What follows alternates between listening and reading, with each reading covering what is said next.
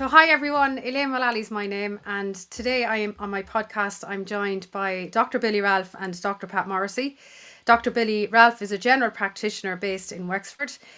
He received his medical degrees from Trinity College, and he also trained in psychiatry in the UK. He worked for a time in Australia before returning back to Ireland and opening up his very successful practice. Dr. Pat Morrissey is a general practitioner based in Adair, County Limerick, and he received his degrees from UCC. He also holds a postgraduate diploma in family planning and child health. And both doctors are widely renowned for their dedication to their work and patient care. So you're very welcome, both of you, Dr. Morrissey and Dr. Ralph.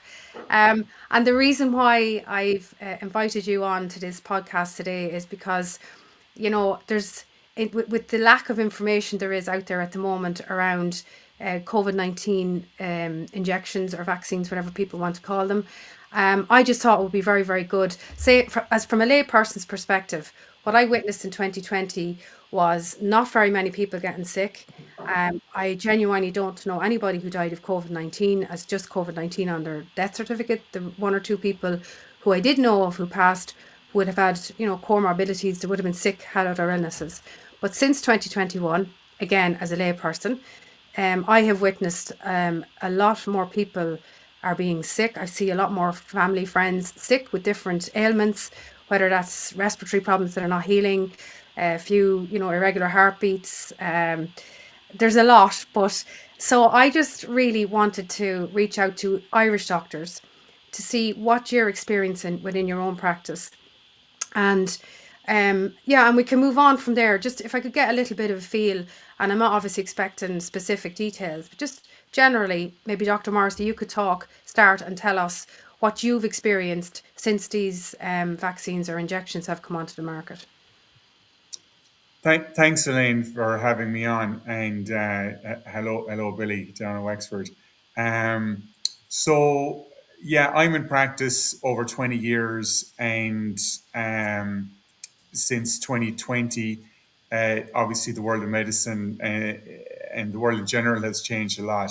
Uh, I did see some issues with COVID. I did treat people for COVID during 2020 with some repurposed drugs. But then in 2021, when the mRNA and viral vector therapies came out, which were marketed as vaccines, I very quickly began to see patterns of illness that were quite unusual. Um, the evidence has continued to mount since then, and there's been international research into the sequelae of these shots or these therapies or countermeasures, however you want to phrase them. And most recently, actually, there's been a study published out of Yale called a Listen study that people will be able to look up.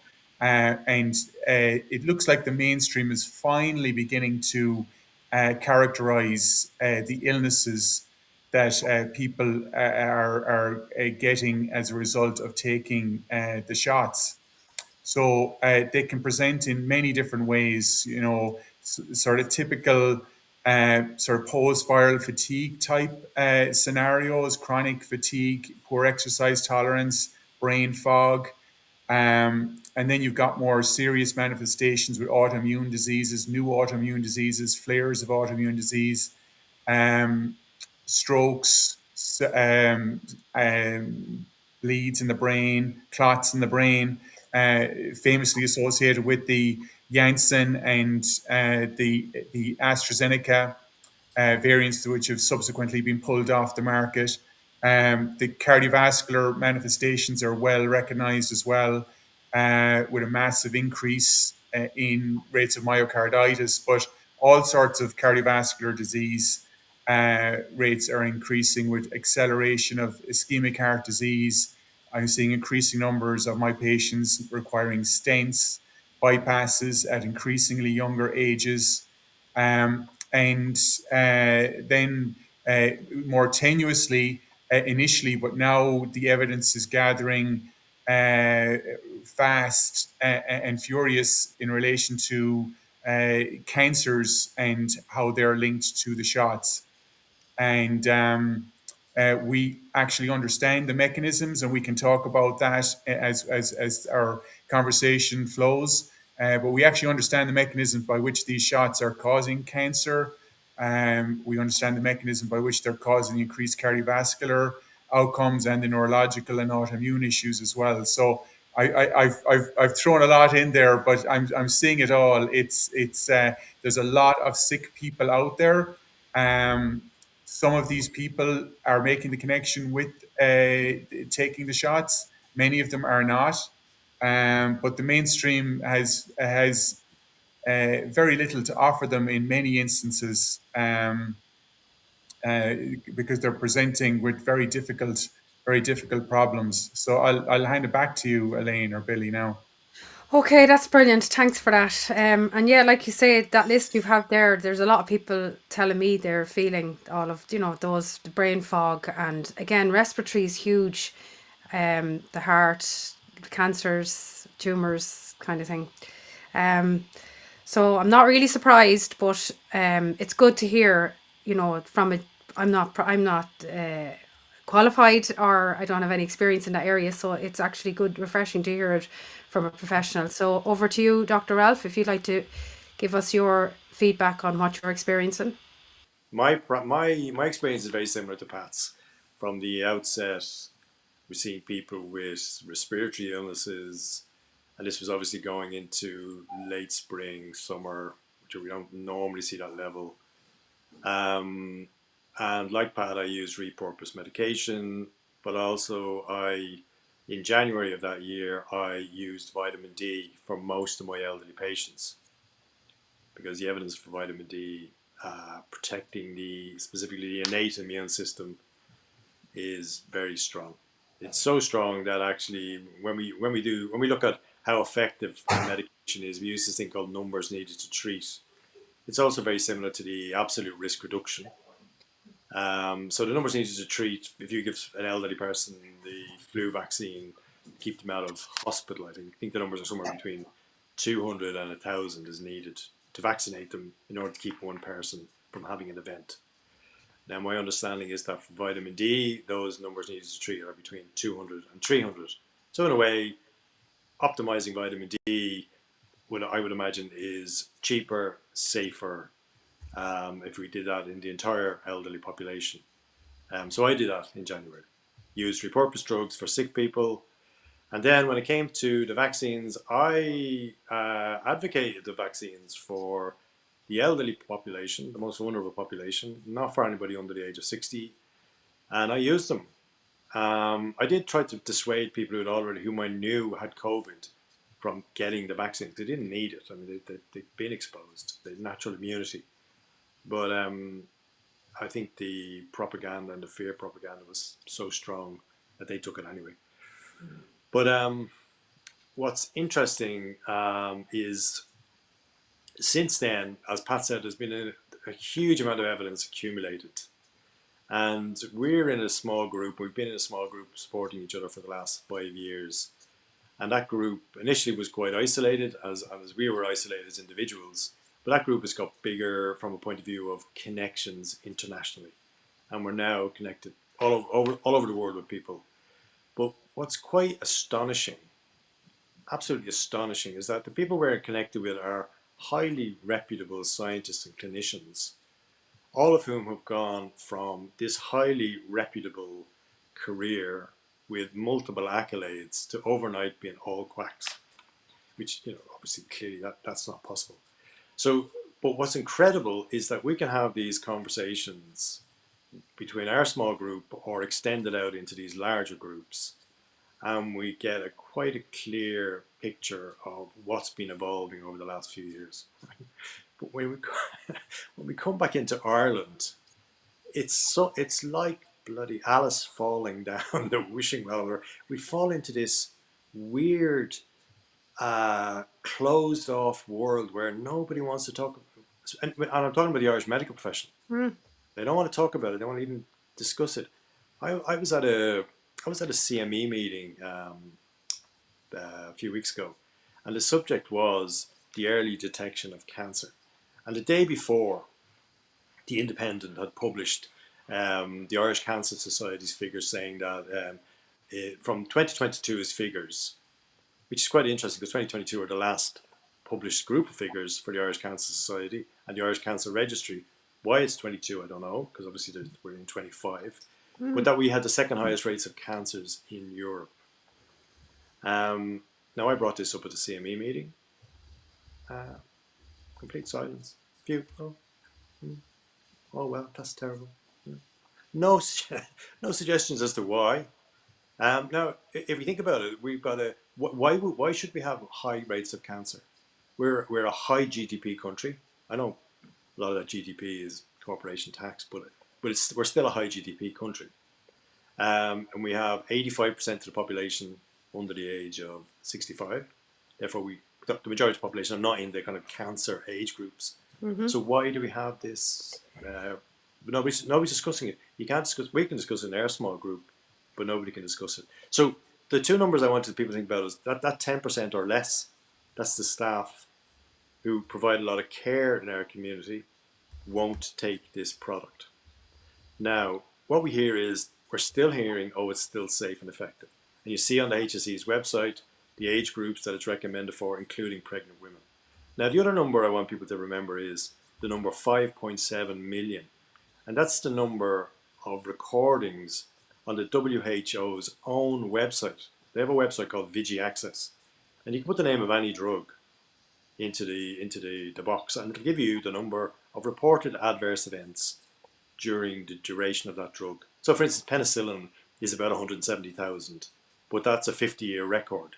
And everybody's had penicillin. Even people who are allergic to penicillin have had penicillin. That's how they know they're allergic. So, whereas these COVID shots, they've only been around since 2021, and already it's 5.7 million. Wow. Now, just let me tell you about these recording sites. These recording sites estimate that probably 1 in 10 to between 1 in 100 actually get recorded. So that means the real figure is between 57 and 570 million. That's 500 million adverse events are actually happening out there in the world. So it astonishes me when we try to have these conversations in Ireland with medics who still think that these products are safe. And actually, if you think about it, when they were first launched, they used this notion of the emergency use authorization. So it's an emergency use product. And then they juxtaposed that to the concept of safe and effective. They're diametrically opposed to each other. You cannot have something introduced in an emergency which suddenly becomes safe and effective. It's a logical non sequitur. So it was a marketing ploy, though. Oh yeah, definitely. I mean, that was why the word safe and effective. They were never safe. Well, the safety was never checked properly, and they just weren't effective. That was obvious from fairly quickly. But just I know there was one or two politicians who have asked questions about why there is so much sickness. The excuse being given is that the lockdowns had a serious effect on people's immune systems, and people were afraid to go to doctors during that time or to get cancer, to be checked for cancers. So screening wasn't performed properly, treatment wasn't given, and lockdowns brought down the immune systems. What's your views on that? Well, I think that's obfuscation. Often people's health improved during the lockdowns. Now, in particular cohorts, their health improved. People had less stress in commuting and working long days.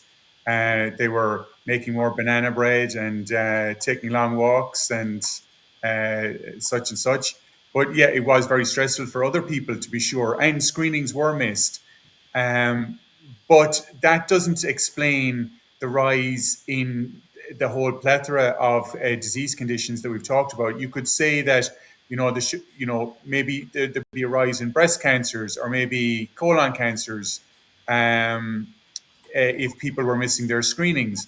But we're seeing a rise in all cancer categories, especially brain cancers, pancreatic, colon, cancers of the blood.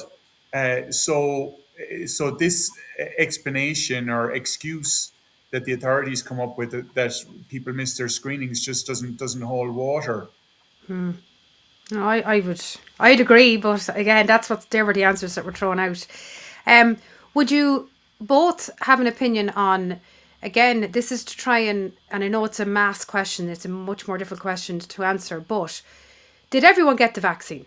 Anyone who got injected, did they get some form of mRNA, or would they have the spike protein? What's your views on who got it, who didn't get it, or do we know? I might answer that, and Billy might come in, because I just like to refer to a Danish paper by Schmeling that people can refer to, that looked at the batches and the toxicity of the batches. Um, and he saw a tripartite division in the toxicity of the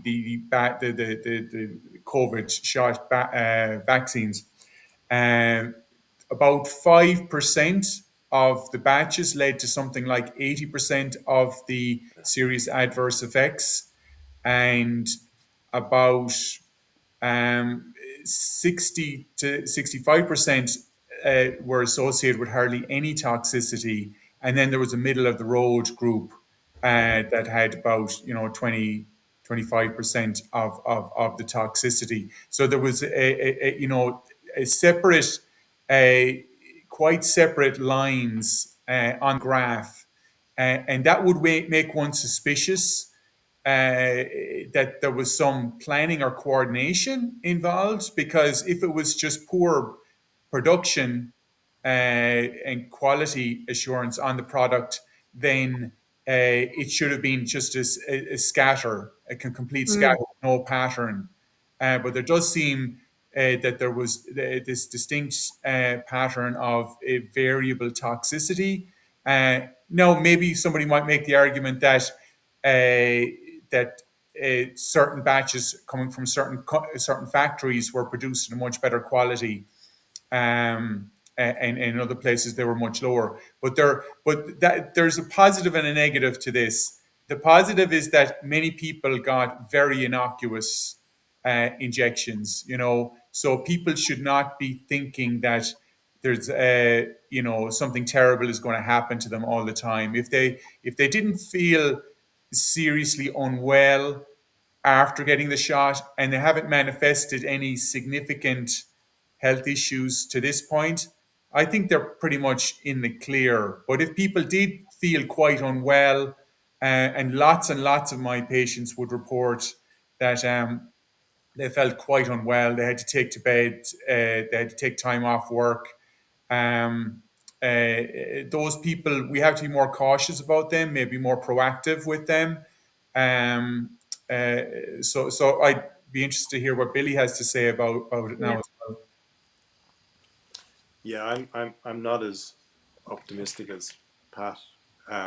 What I think what Pat's referring to is the initial immediate inflammatory response that you might get to whatever was in these products. But people like Kevin McKiernan of the Human Genome Project, and a guy called Dr. David Speaker, who's a scientist in the University of Guelph in Canada, they have analysed some of these vials.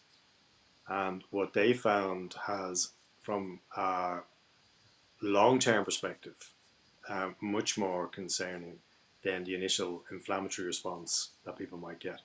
And just referring back to Pat's Yale study that he mentioned, they still found spike protein in people 700 days. I think it was like actually 706 days after vaccination, and they were able to determine that spike protein was actually from the vaccine, not from people, because some of these people are not from infection, because some of these people have not had COVID, and they can tell by the different antibodies to different proteins. There's only theoretically one protein in the vaccine, or there's one protein, it's a recipe is in the vaccine, and it produces a spike protein. Whereas if you've been infected, you have had exposed to multiple proteins, therefore you have a different range of antibodies. So so the spike protein is sticking around for a very long time.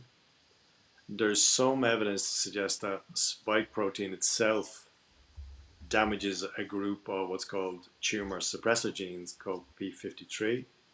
So that's a long-term project, because obviously cancers don't develop overnight. But if you're suppressing genes, a little bit like the BRCA1 and 2 genes, people might be familiar with them. But apparently, there's some interference with the BRCA genes and spike protein. Further to that, there are substances in the vaccine which weren't initially revealed to the FDA. They were subsequently, but they weren't initially, and it has to do with how they're made.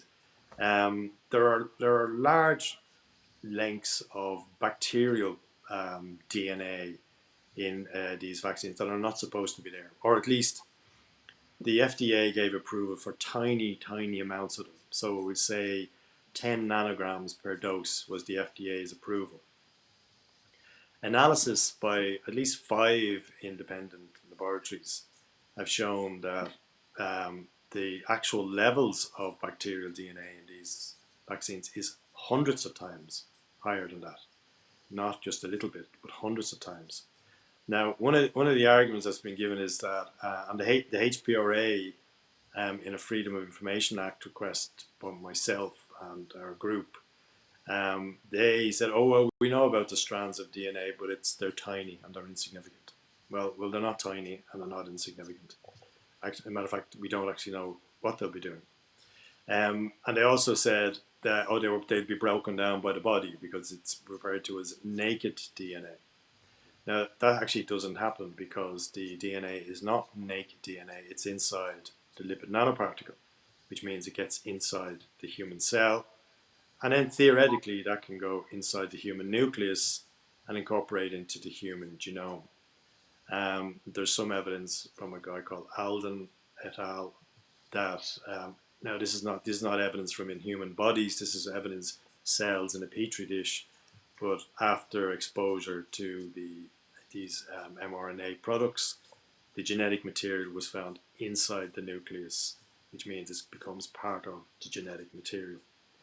So that's all very well. So you have the recipe for your spike protein, which is mRNA, and that may do what it says it does. But then you have all this large amounts of bacterial DNA, and we don't know what that does. Apart from the bacterial contamination, which I said earlier was dismissed by the HPRA because they said it would be broken down in the body, but it won't be because it's not naked DNA. It's actually enclosed within the lipid nanoparticle, so it actually enters the cell and maybe even the nucleus.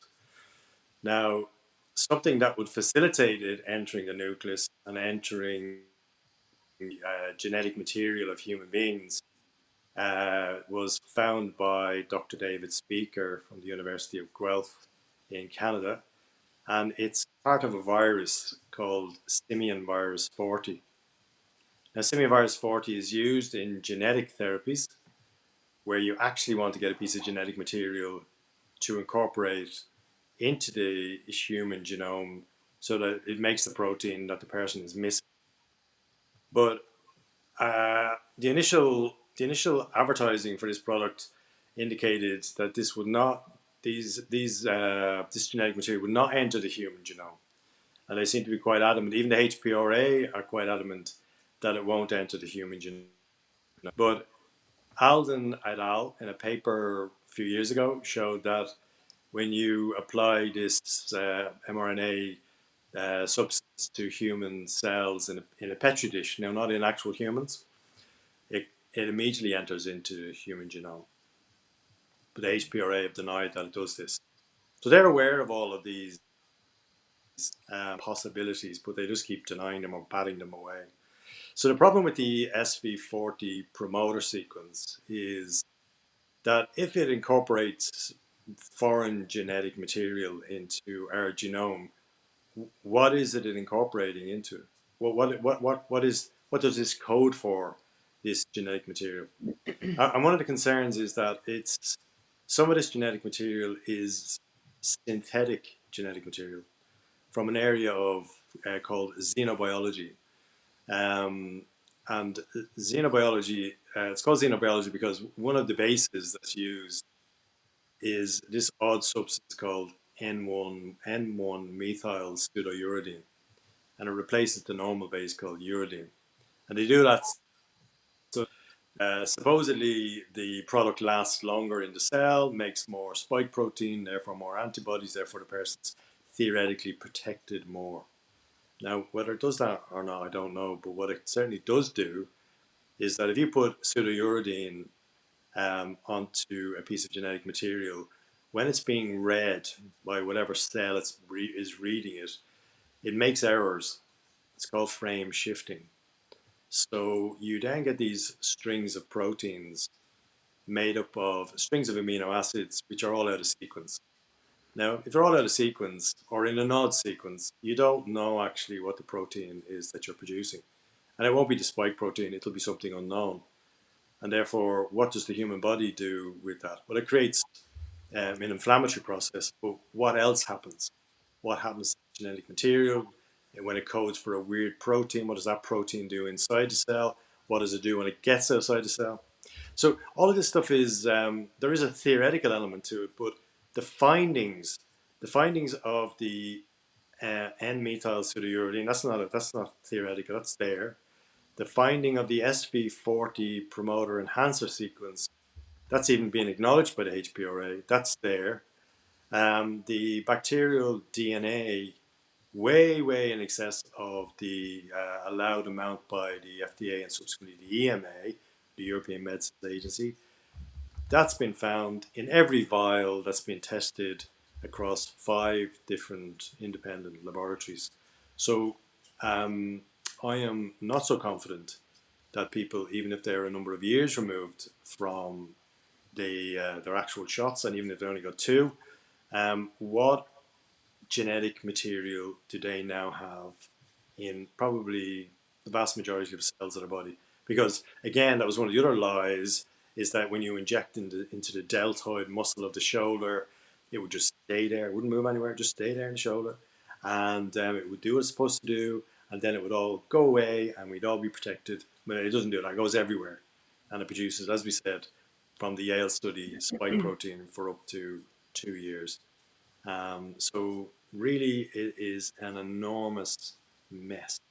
Yeah, it sounds it. And there's a kind of a conflict there. I won't say conflict, but differing opinions as to whether or not people have it. I suppose the proof of the pudding's in the eating. We'll have to wait and see how people react over time. There can't have been any. We know there wasn't short-term studies done on it because it was introduced to fight this. To fight COVID, medium-term, long-term studies. Well, we're seeing them unfold in front of us. I suppose it's realistic. No, just the long-term issue. The patents for these products. If you look up a guy called David E. Martin, who was a patent expert in the United States, and if you look at some of his talks, he'll actually give you the patent numbers to look at on the US patent website, and you can look at them, and they are for coronavirus DNA and RNA vaccines. But they're not from 2020. They're from the year 2000. So they're the early noughties. When some of these. So this technology is not new. Mm-hmm. This technology is probably 20 to 25 years old. The reason it's not been launched before is because most of the animals that they tried to use it in died. It's not a safe technology. But it's been around for a long time. Was this the first time then it was used on humans? No, I think there have been trials for things like Zika, and there may have been trials for unusual viruses like HIV using these platforms, but they've not been successful. Okay. Certainly in all the animal studies, most of the animals will have died. Now, whether there have been human trials for Zika and other viruses using this platform, I don't actually know, but it was never safe. No. There was even a paper. There was a paper in Nature in 2018, long before COVID and all that, which talked about the potential for this platform, but it also talked about the risks for this platform. And that was 2018. So they knew, they've known, they've known for. We'll include any links we can to whatever recordings we're putting out as well, just for anyone watching can know that The two doctors will send in the links to me and we'll try and get them included. Just in layman's terms then, like what does spike protein do to the body if it's injected? Do you want to go for that, Pat? Dr. Well, Morrissey? as Billy was explaining there, people were injected with the code. So people were injected with what we would term a prodrug. And this is where part of the problem lies also. So it's not like taking a paracetamol for a headache and the paracetamol interacts with your body and alleviates your pain. With these injections, it was code for a product that your own cells were producing. The dose of the actual drug, which was the spike protein, the end result, was completely undeterminable. There was a massive range in terms of how much expression there would be of the spike protein from patient to patient. So this is part of a big part of the problem. Um, and this is part of the reason why those who had COVID previously and then had these shots sometimes had worse effects was because their immune system was already primed against what was being produced in their body and this massive wave of inflammation. Inflammation is good if it is able to resolve the issue, but if, like Billy was talking there, you're using pseudouridine and this long-lasting RNA that lasts over 2 years, the inflammation doesn't get turned off, and this leads to another problem called IgG4 immunosuppression. And this is another one of the ways that people get sick. Another one of the reasons why people don't get over infections, why they're staying sick when they catch a cold or a flu, um, why there's higher rates of cancer, possibly as well, is because of this immunosuppression that's caused by this IgG4 issue. That's well characterized now. So I forgot the primary question that you asked me, and I went off on a tangent. So What does spike protein do to the body in layman's yes, terms? what does it do? So it causes this chronic inflammation. And as I said, inflammation is fine if the body has a route to turn it off. But chronic inflammation causes burnout in the body. How does that manifest itself? Fatigue, brain fog, soreness in the joints, poor exercise tolerance. And a lot of this is mediated by an issue we call mitochondrial dysfunction. Mitochondria are the little engines in every cell. Most cells in your body have thousands of these little engines, and they are what uh, uh, basically move you and and inform your thoughts. Everything that happens in your body happens because of the mitochondria. They're producing a fuel called ATP. And every day our body produces its own weight in ATP. It's amazing if you think about it. 70 kilograms of this stuff is generated every day in the average person, but it's been recycled and turned around. And those who are coping with spike protein issues, this is causing inflammation, interfering with their mitochondria, interfering with their energy pathways, interfering with their brain function. But there is an answer to all of that. There are things that can be done, and Yeah, my next question. yeah, I'd like us to move in the direction of talking about Yeah. that as well. Yeah, so again, my next question was going to be for anybody who feels like they have, they've got any of these mRNAs or spike protein injections in them, and they're concerned about themselves, sick or on, even if they're feeling quite well. Is there something that they can do to help themselves to Yeah, bring their immune systems back up to help themselves recover from yeah. from? Okay. So Peter McCullough, world famous cardiologist and uh, a very strong advocate for truth and science and very high, well published in the literature. Brought out a protocol for clearing spike protein that includes three simple over the counter remedies that people can take. and they are nattokinase, uh, bromelain, and curcumin.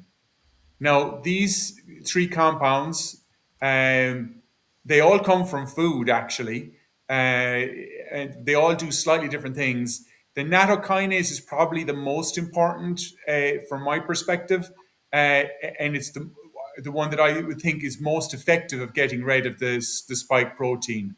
It's a proteolytic enzyme, but what I mean by that is it's something that dissolves things that shouldn't be there. Um, it's a natural extract from a fermented soybean dish originally discovered in Japan. So millions of Japanese people are eating this day in, day out.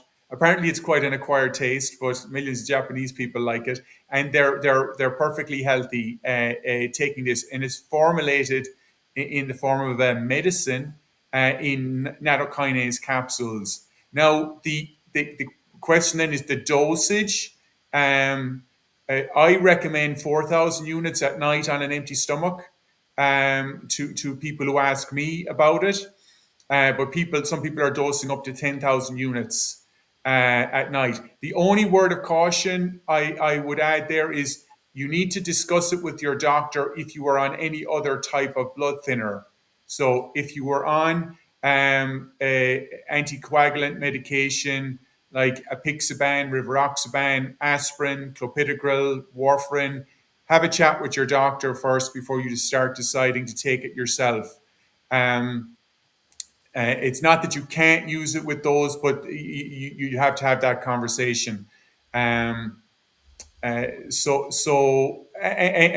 when I touch on the anticoagulants, actually, I noticed in my own practice that there was a massive increase in the number of patients requiring aggressive anticoagulation since 2021. The most commonly prescribed anticoagulant, rivaroxaban, went up fivefold in Wow. 3 years, and apixaban, the second most commonly, went up threefold in those 3 years. So that's a massive increase, and it should be setting off alarm bells in the health system as to why that's Yeah. happening. But Billy has already alluded to the willful blindness of the HPRA and those in authority in the country. So I'll Yeah. hand it back to you there, Elaine. Yeah, just I suppose you mentioned there that, before people might take some of these natural remedies, they would speak to their doctor, but it's probably difficult for them if their doctor's not on the same wavelength, or if the doctor possibly feels that, this is all gobbledygook, and Yeah, no, they um do. They do, so and they like dismiss them. yeah, this is like, Dismiss them out of hand. yeah. So some of the things that people can do is they can start getting angry. So when they're faced with a doctor who's giving them the dismissal, because they're the people. The people are actually, they have the symptoms, and Yeah. sometimes doctors, depending on how they're trained, um, often rigidly trained in some biomedical model, as though we're only at some material level. That's all we exist at. And unless the litany of symptoms that the patient comes out with is something the doctor recognizes as real, then it's not real. Yeah. That nonsense that has to stop. Because people are coming out with new ranges of symptoms that many doctors won't have come across. And what Yeah. people have to start saying is, okay, doctor, you don't recognize it. You're not acknowledging it. You're kind of dismissing it. But do you want to tell me why last year we had 18% excess deaths in Ireland? Why the EU average is 3% and we're running at approximately 11%? I mean, Patrick Walsh has done great work analysing the figures from RIP.ie. Look, month on We'll get on to these excess test deaths in this sets. country. We'll get on to them in a second. I just wanted to kind of finalize the what people can do for themselves to. Okay. Yeah. So just So let me say something on that, Pat. yeah, but Okay. So we will get on to the deaths in a few minutes. yeah, what people need to know about is that you don't go to your doctor for health. Okay, health is yours. You already have health. You don't go to your doctor. You certainly don't go to doctors who are stuck in a biomedical paradigm. And if that's the answer you get from, you don't go near them. Okay, health is derived from some really, really fundamental things that people don't seem to know about, such as don't be poor, get sleep, your diet, whether you move enough and whether you breathe enough and you breathe correctly, and whether you're connected to people, your God, nature, whatever, on multiple different levels. That is health, not what comes out at the end of a pen or a Yeah. needle or you buy in Holland and Barrett. That's not health. They are marketed products. Even within the medical profession, they are marketed products. Health is something you create yourself and you own. But people have been robbed of that. People have been robbed of the concept of a central internal locus of control. It's all out there. It's all experts and authority and teachers and priests, whatever else.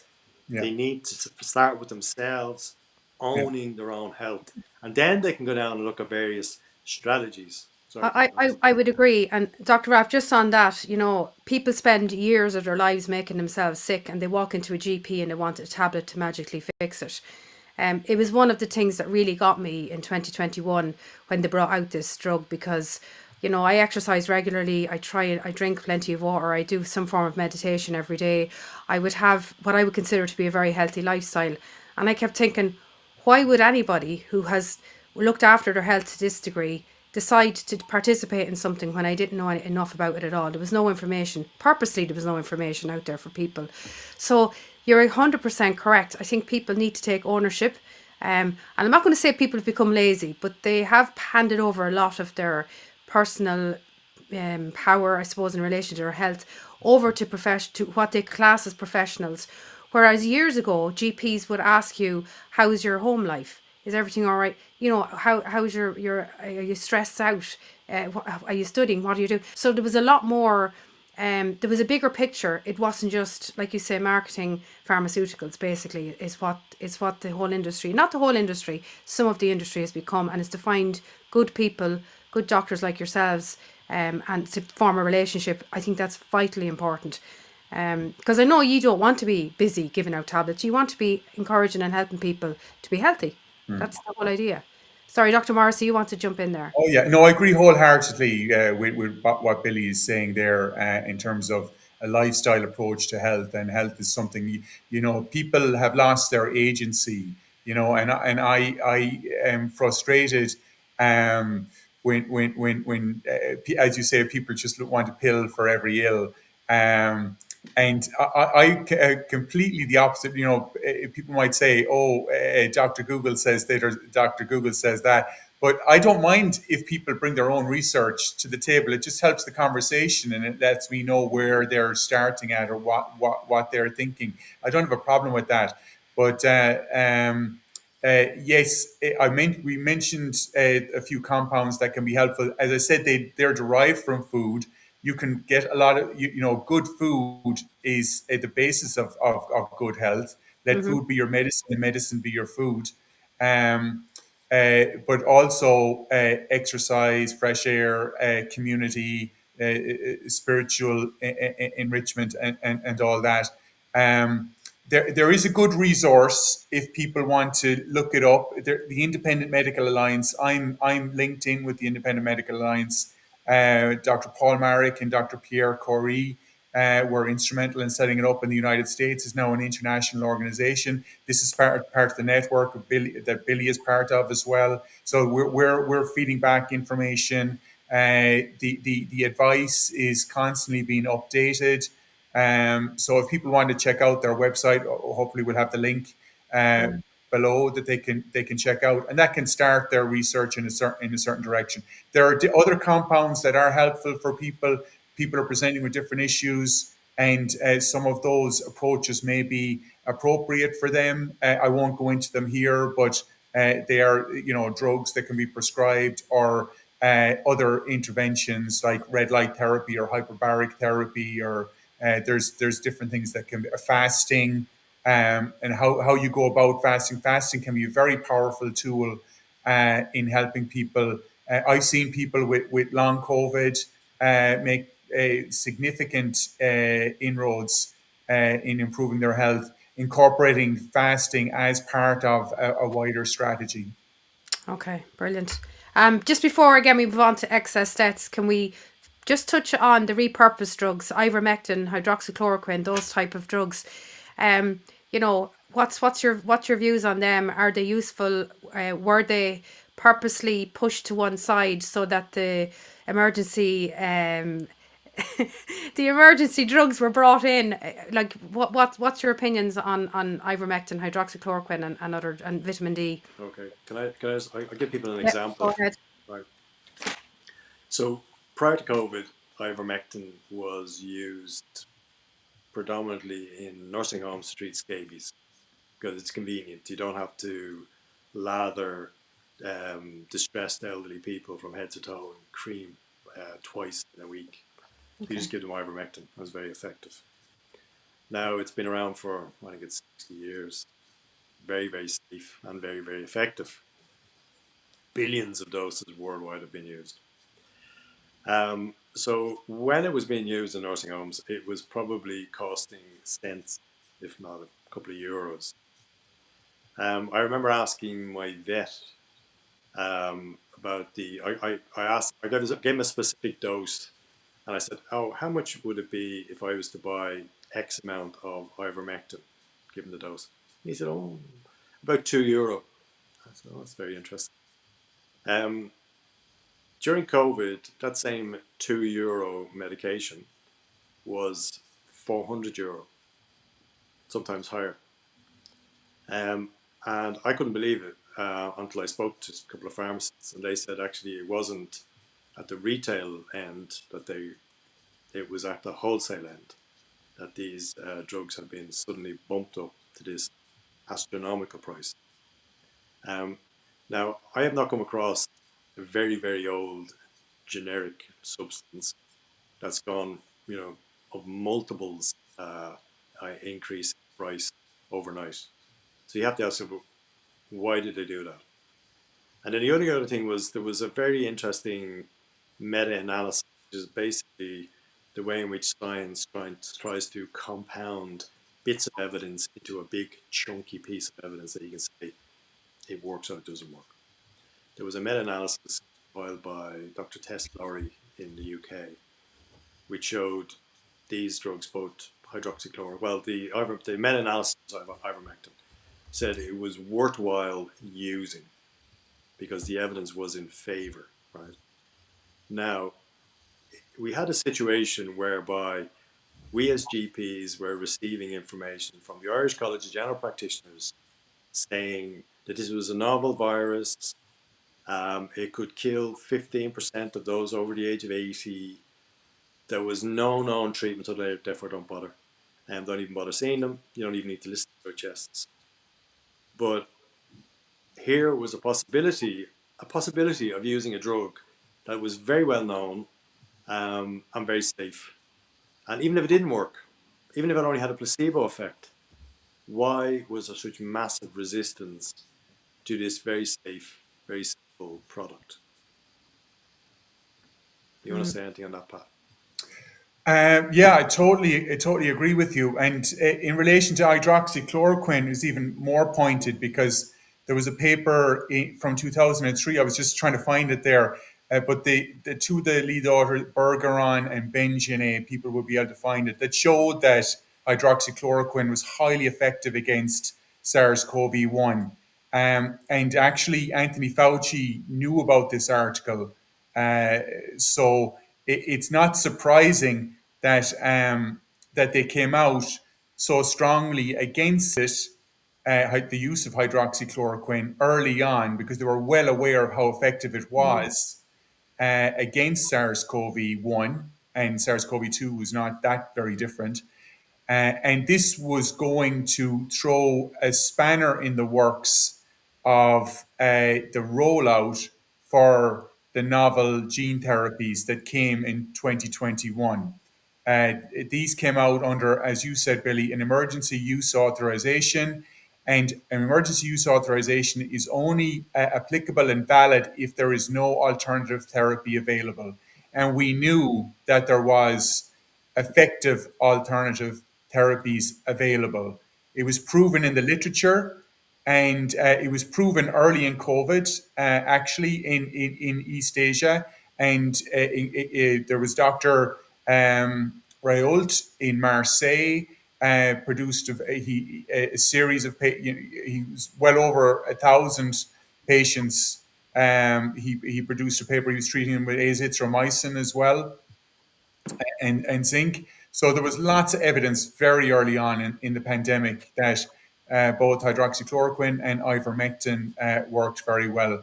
There was the case of the use of ivermectin in Uttar Pradesh in India that had dramatically low death rates from COVID, when adjoining states in India had much higher rates. Ironically, the wealthier you were in India, the more likely you were to die, because you were more likely to buy into the mainstream narrative and more likely to end up in a hospital and more likely to get remdesivir and end up on a ventilator.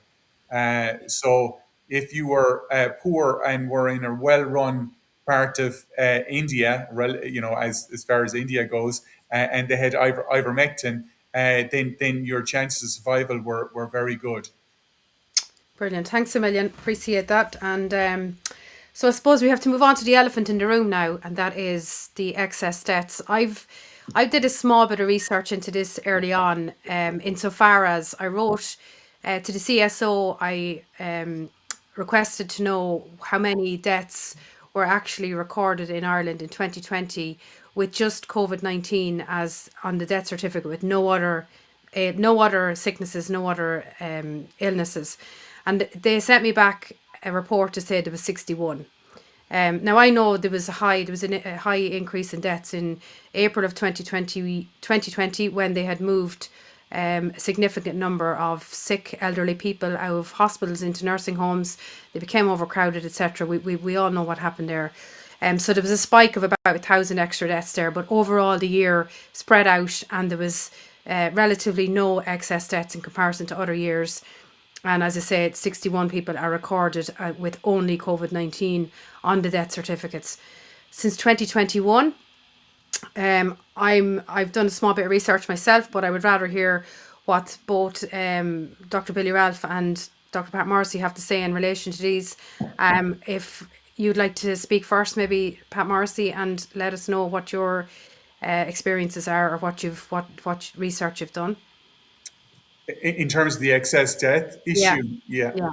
Well, I haven't done any research myself in that regard, but I've watched with eager interest the work of Patrick E. Walsh, who's been name checked already. Um, and there was interesting research brought out through Health Freedom Ireland in relation to the nursing homes issue. Um, that was an absolute debacle, that travesty, that so many vulnerable patients were pushed into facilities where they couldn't be tested and where there weren't the resources to look after them. And as we know, many of the hospitals were quite empty during the early part of COVID. But Patrick E. Walsh has used RIP data, which he shows is well accepted as being an authentic real-time indicator of deaths in Ireland. And it's running at something between 15% up to 18% at times ever since 2021. I think there was only 1 month where there was excess death in 2020, that the month that they pushed everyone out into the nursing homes, whereas from 2021, there's only been 1 or 2 months. Billy might be able to confirm this, where deaths have been at a normal level, and at this point in time, I think it's running at around 22,000, 23,000 people in total are dead that should be alive in Ireland, in the Republic, according to the modelling by our own statistics agencies. And the establishment is totally silent. They Mm. do not want to touch this issue. You would think that they would be interested and curious when so many of their constituents and fellow citizens are dying. Yeah, absolutely. Dr. Billy, Ralph? Yeah, I'd agree with what Pat is saying. And again, I didn't do any of my own individual research, although I did have a conversation with the CSO on how they compile data and where they get their data, and just to support the use of RIP.ie. I mean, it can be dismissed as some commercial website and therefore it's maybe not that accurate, but the CSO use RIP.ie, and they stay on a monthly basis. We're using that data to give to the European Union's Eurostat, and so it was very reliable. But sadly, what's happened now is the Irish Times have bought it, and they're now charging, I think it's €100 to put an entry onto it. So what that will conveniently do for some people is to fractionate up the sources of information on deaths in this country. Now, I don't know whether that was deliberate or not. But just back to 2020 and excess deaths, I think RIP's data is about 5% in 2020. And then from, I think it's July 2021 onwards, every month thereafter has had virtually double figures excess deaths. And as Pat said, nobody's asking No, why. no alarm bells are going off, you know. I mean, people are talking locally in towns and villages and stuff. Everybody is saying, God, Yeah, there's a we lot of just had people. an election, Elaine. Yeah. I didn't hear him mentioned once during the election.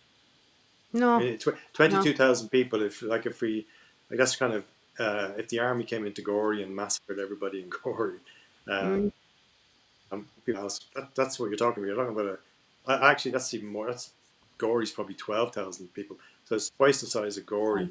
The population just gets wiped out, and nobody's asking where are they gone. Why are they gone? But You know. I don't think the information's going out there. I don't think people realise that there's that many people after dying. Like, I mean, we see in our communities that there's extra or younger people, but everybody kind of goes, but nationally it can't be too bad, or RTE be telling us, No, Elaine, you're right. you No, know. you're right. RTA are a problem, and the Irish Times are a problem, and the chattering class is a problem for, and the professional classes in politics, medicine, science, whatever in this country are a problem. But people can access things like RIP.ie's, the data. They can go onto CSO's website. They can look at gov.ie and look at look for instance illness and disability claims. The last report was for 2023, and if you look at the trend in 2020, I think there's something like 300,000 claims. In 21, there's 500,000 claims, and in 22, there's 800,000 claims. Pretty substantial rises in numbers. Now, I'm a fairly simple GP, and I can just go into these and root around and find these figures. So if people are actually interested, Mm. they really want to know, or they can just, sit passively and consume the It's chewing just gum that comes out of RTE. that the CSO in 2021, I remember reading the statistician report that came out, because they always give this report based on excess. We had X amount of excess deaths. We have a decline in Indigenous births. We have this, that, and the other. They give a great explanation. So I remember reading in 2021, the reason why there was an excess death was because there was a HSE computer malfunction, and some of the figures that were actually in 2020 weren't recorded till 2021. It was a perfect whitewash. So that was the excuse given then. 2022 slightly up. They're going to say increase in population. We've gone from blah blah blah blah blah. There's always a little excuse. Even I don't believe it, and I'm completely. But I think people can be kind of whitewashed fairly easy. Yeah, Dr. Morrissey. Yeah, yeah. So just to put it in an international context, if you were to look at the vaccination rates, you'd see that excess death correlates with vaccination rates. In Europe, Bulgaria and Romania had a very poor vaccine or mRNA shot rollout, with something like 40% of their respective populations being covered. They don't have an excess mortality issue. Okay, So it correlates very well there. There was also a very controversial paper published in the BMJ. Lead author was Mostert. I think it's a Dutch name, and she used um, uh, information and statistics from Our World in Data, which is a well-known statistics resource that a lot of people were referring to during COVID, but it was around before COVID, and it'll be there after COVID. And that showed that, contrary to what people would think in relation to the rollout of these so-called vaccines, that excess mortality was rising and rising. Now, her institution, or the institutions, tried to distance themselves from the authors of this paper, but it was not withdrawn. They came under pressure because they were shining a light on something that the authorities did not want a light shone on. So it's not just in Ireland. There's also Collateral Global, the organization that is headed up by Denis Rancourt in Canada. And he has come up with a figure of something, and this is nearly a year old now. I think at this point in time, 17 million excess deaths worldwide, um, from the COVID jab rollout. So people can look. He's a very a highly qualified statistician in Canada, and he's working with a group of researchers, and they've been pumping out this data for some time now.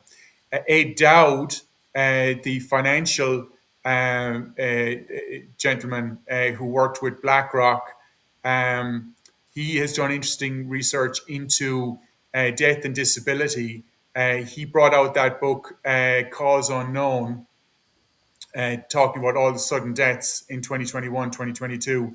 But he highlighted the high disability rate happening in those working in Fortune 500 companies in the US, and the death rate almost doubling in some age cohorts. Now, this would be completely against a normal pattern of a pandemic virus of any kind, because you would think that it would be the weak and the elderly, that those with compromised immune systems. These were the working people, those working in high value companies. And the reasons that these people were succumbing was because the mandates were in force in those areas. These were victims of the mandates with these shots. So all this pain, this forms a tapestry of that shows a picture that these shots are implicated in deaths locally and internationally, and disability, not just deaths. So, Yeah. as Billy says, we have so many deaths, but for every one death, we've got 10 or 20 or 30 people who've been disabled. Yeah. They're I mean, frightening. I don't know if you saw the article about Ronan Glynn's notion that we need more vaccines. It was in the Irish Times probably 2 days ago, and one of the last sentences in it was that the effectiveness of vaccines had been such that 9 to 10,000 people were saved by the use of the vaccines in Ireland. Now, there was a paper last year it was quite surprising, by Johnny Ioannidis, who was also repeating the same stuff. But Norman Fenton, who's a very famous mathematician, whose main area of mathematics is statistics, he looked at that paper by Johnny Ioannidis, shocked that Johnny Ioannidis would write such a paper given his background. But when he looked at what the figures that Johnny Ioannidis was using, it was these modelling figures. So we saw where modelling got us with the likes of Neil Yeah. Ferguson, Imperial College, in predicting 500,000 people in the United States dying and tens of thousands of people in the UK dying, and being way off by huge numbers. And this is a man who has a track record of modelling. Mystic Meg would have been more impressive in her modelling than he has been. He has swine flu, bird flu, foot and mouth, and now COVID. He's got 4 disastrous use of modelings where he's been so wrong. Yet he has just received a very large grant from the Bill and Melinda Gates Foundation, probably for more You money. might be right the next time, Billy. He might be if he keeps You going. might 80 But 85,000 they predicted in Ireland would lose their lives in 2020. 2020, But, yeah. but what I'm saying is the medical profession, the political class are still hanging on to the fact Mm. that thousands of lives were saved by measures taken, the masks, the distancing, the lockdown, the vaccinations. That's in this little bubble of people, Mm. but albeit quite powerful people. And that's the mindset, coupled with the willful blindness associated with that mindset. Yet everybody and their dog knows the amount of damage that was done by all of those processes. Yeah, yeah. So there's this amazing divorce between what everybody knows and the main body of information that's now being used Mm. to drive forward the political policy, public health policy. It's walled off from anybody's influence, totally walled off. That's why, I felt the need to do this, because we need to get this information out to more people, and more people are trusting the likes of us now than say back in 2020 and 2021 when we were warning Yeah, people. yeah. Now they're becoming more trusting, I suppose, that we're not making money out of this. There's nothing for me to be made. Whereas pharmaceutical companies and anybody heavily involved in all it, they're making a lot of money off it. Before I bring Just in before Dr. Pat comes Martin. in, can I just say about making money? And this people need to know this. Okay, that's a very very important point. Okay, a colleague contacted me there recently, and he had heard of a GP who managed. I don't know how he even did this. He may have practice nurses managed to administer to 400 people in a single morning COVID and flu vaccines. Now, people need to realize what that kind of money is for a morning's work. That's anywhere between €6,000 and €16,000 for a morning's work of jabbing people. Wow. Okay, and that gravy train is still there, and until that gravy train is there, people are making vast amount of money, and it just reminds me of Sinclair's notion of trying to get a man to change his mind when his income and livelihood depend on not changing it. And that's a classic example of it. And none of that's going to change because that gravy train doesn't just involve the medical profession. That gravy train involves the amount of lobbying that goes on with politicians, the huge influence of the pharmaceutical company in this country. Um, None of that will change. No, no. Dr. None of it Morris. will change. And I Yeah. don't know how you change it. Yeah. Well, I was just going to say, I agree with what Billy's saying, but just a more hopeful perspective on things. I know we decry the state of affairs in this country, but in the United States, there's a 7 or 8 states now progressing legislation to ban all mRNA injections in humans and in animals. Wow. Uh, That so is positive. Yeah. that Well, is.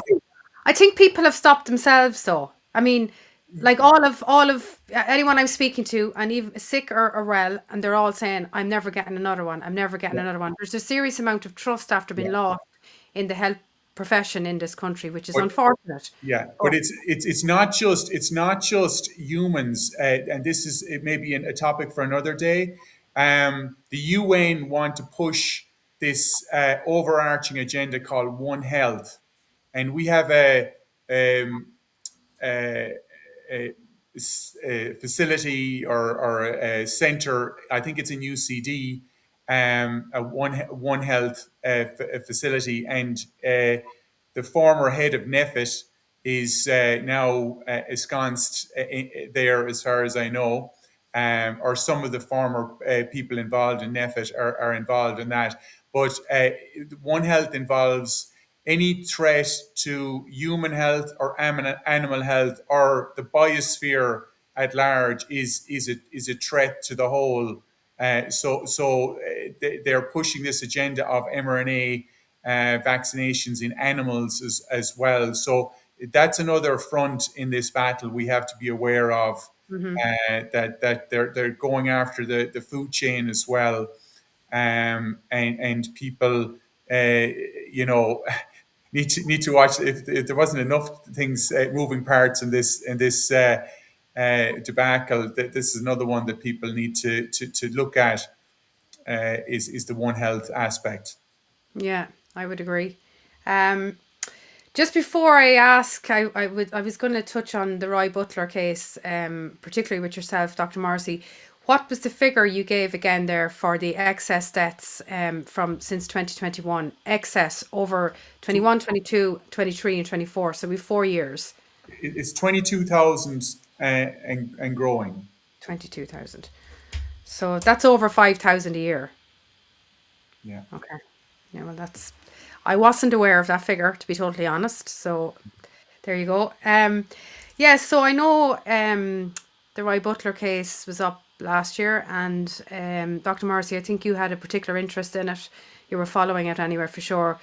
Was there anything in particular you wanted to add in about that case, or is there anything you want to? Well, I suppose what I can say, the coroner reached a judgment. I think it was a narrative judgment, if I'm correct, in relation to the case. They could not find a connection with the Janssen injection that he received. The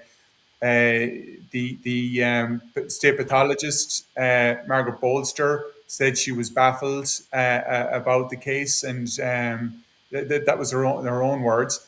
And we couldn't make a connection with the injection. So it's quite curious. The population of the country understood what happened. They made their judgment.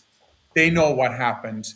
This young, promising, intelligent, athletic chap from Watford went to get a jab so he could travel to Dubai, and he became severely ill within 24 hours of getting it, and he was dead 5 days later uh, through a mechanism that was linked in the coroner's inquest with at least, I think, up to 20 other cases. There were 20 other similar cases referenced in the inquest that people had died in a similar way after taking the Janssen. Yet the coroner, in his wisdom, and the pathologist, in her wisdom, were unable to make the connection with the Janssen.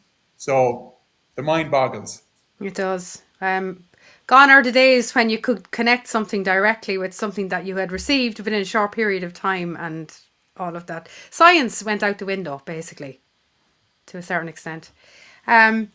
So look, I've gone through everything that I was hoping to cover in this podcast. Is there anything that either of you would like to address before we wrap up, or have we hit all the key points you would like to have spoken about today, or is there anything left? Dr. Ralph, No, I think we've covered everything fairly comprehensively. you're happy? Yeah, thanks. Brilliant. How about yourself, Dr. Morrissey? Yeah, I think we've covered a lot. There's plenty more conversations we could have.